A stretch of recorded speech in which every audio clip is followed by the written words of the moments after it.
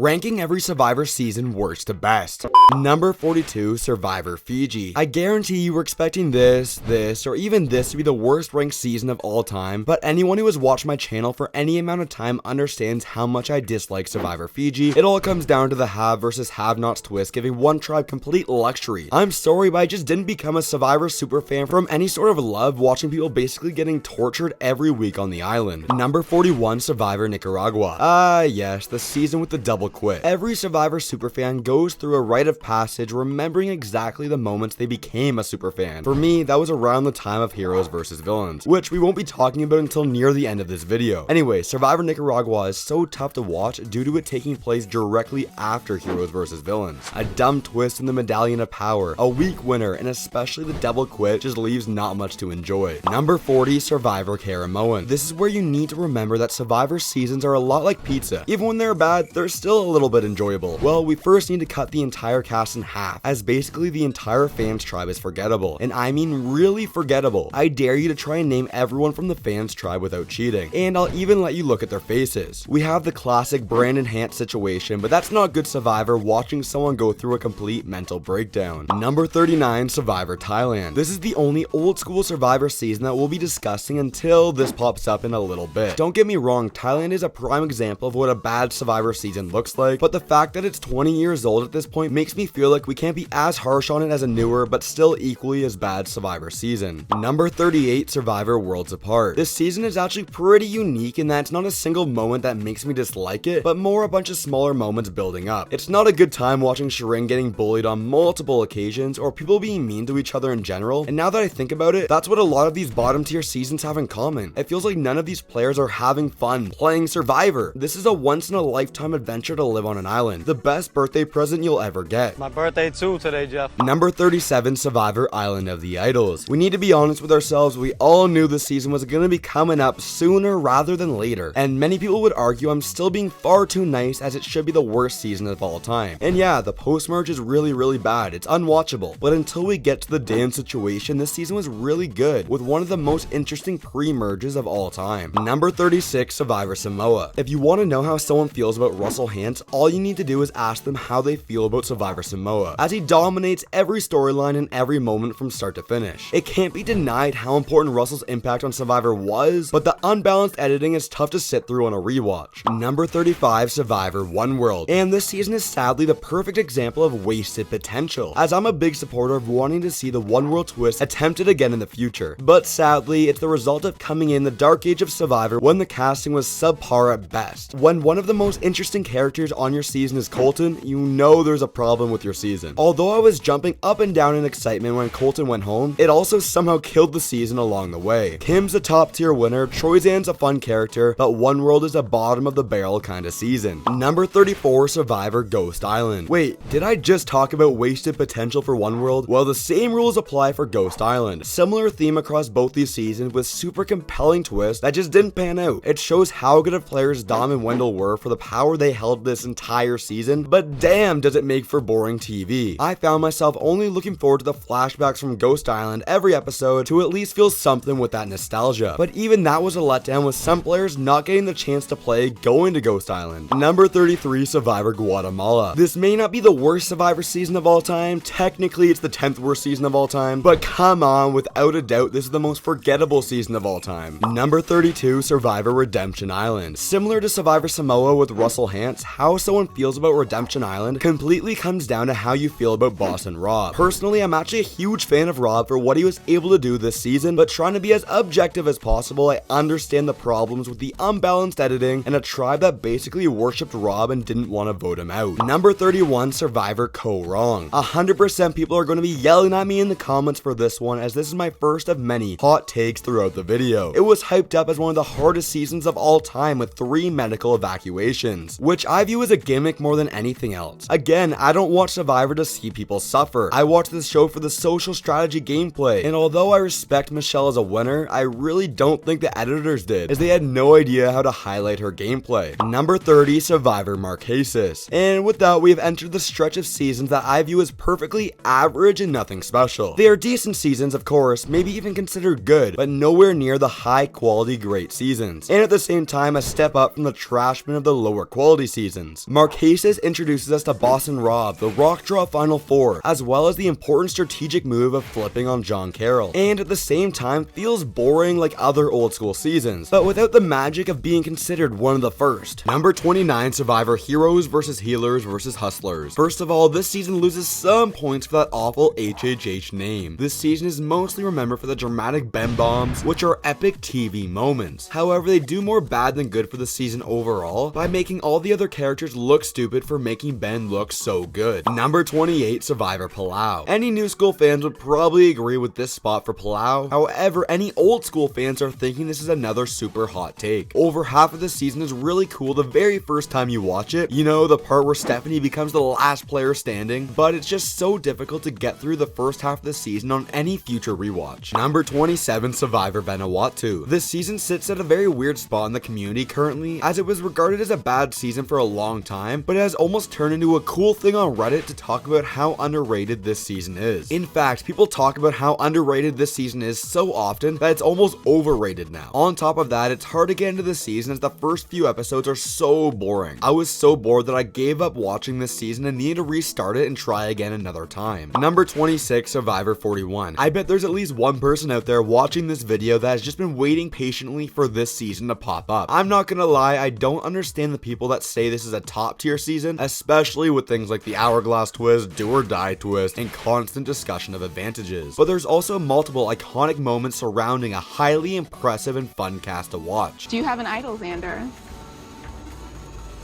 No, but you can have this fake.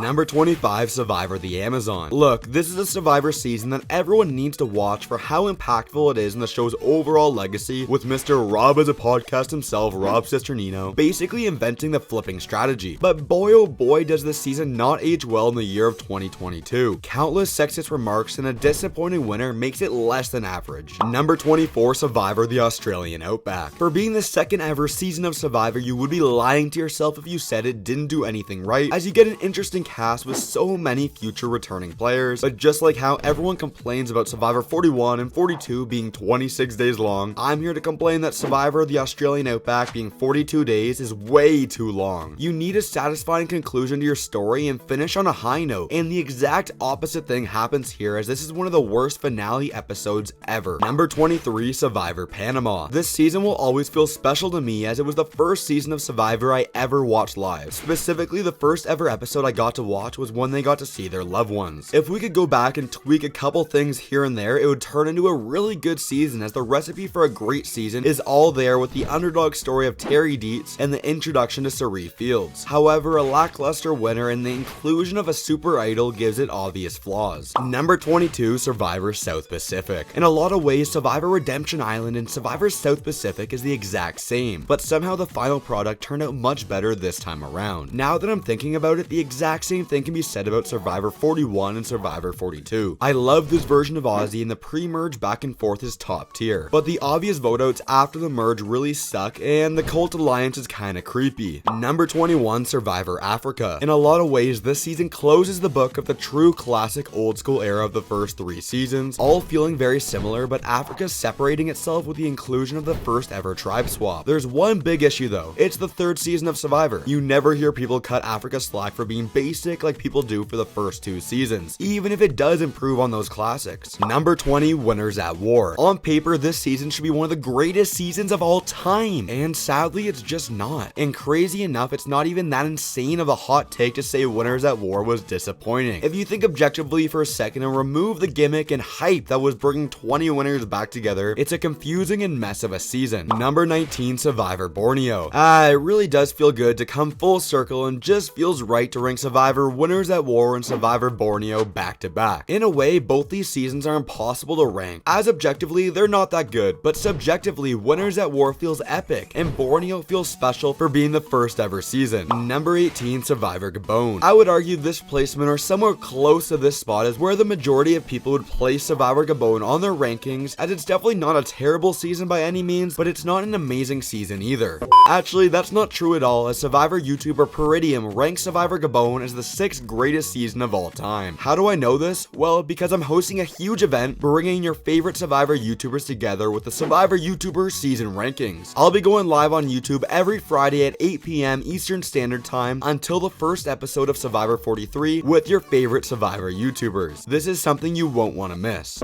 Number 17, Survivor Edge of Extinction. From all the negative comments this season received when it finished, I'm honestly shook how many people have changed their opinion on it so fast, saying it's a really good season. It's me, I'm one of those people that thinks this way. It feels really dumb watching it for the first time, for the entire season to not matter in the very end with Chris Underwood winning. But then I gave it a second chance, and on a rewatch I had so much fun. Anyway, it makes the most sense to talk about the next 2 seasons together, so... Number 16, Survivor Blood vs. Water. Number 15, Survivor San Juan del Sur. I know, super convenient placing both Blood vs. Water seasons back to back, but it just shows how fun of a premise this twist was that both times it produces banger seasons, and ultimately it's why they return to the theme so quickly with San Juan del Sur. Number 14, Survivor Tokenshins. I would argue this is one of the last true character-driven seasons, and it really leaned into it with going all in on this top-tier cast of players. Number 13, Survivor Philippines. This is basically Survivor Palau, but if it's put together and paced in a much smoother way. For starters, the dynamic between Denise and Malcolm is some of the best content you'll ever get to see on reality TV, and although we lose sight of some of the players due to the fall of Matt Singh, it luckily ends up working out this season with both Denise and Malcolm making the final 4. Number 12, Survivor 42. Obviously, this is still fresh in everyone's mind being the newest season, so I'm not going to go too much into detail on this one, but it improves on the problems of Survivor 41 enough to turn it into a much better final product. Number 11, Survivor All-Stars. No sugarcoating things here, it's a super dark season of Survivor, but it's also the first ever returning player season, which makes it special. Oh yeah, and Rob and Amber, that's iconic. We are now entering the top 10 best Survivor seasons of all time with number 10, Survivor Game Changers. Every time I talk about how much I enjoy this season, people think I'm joking.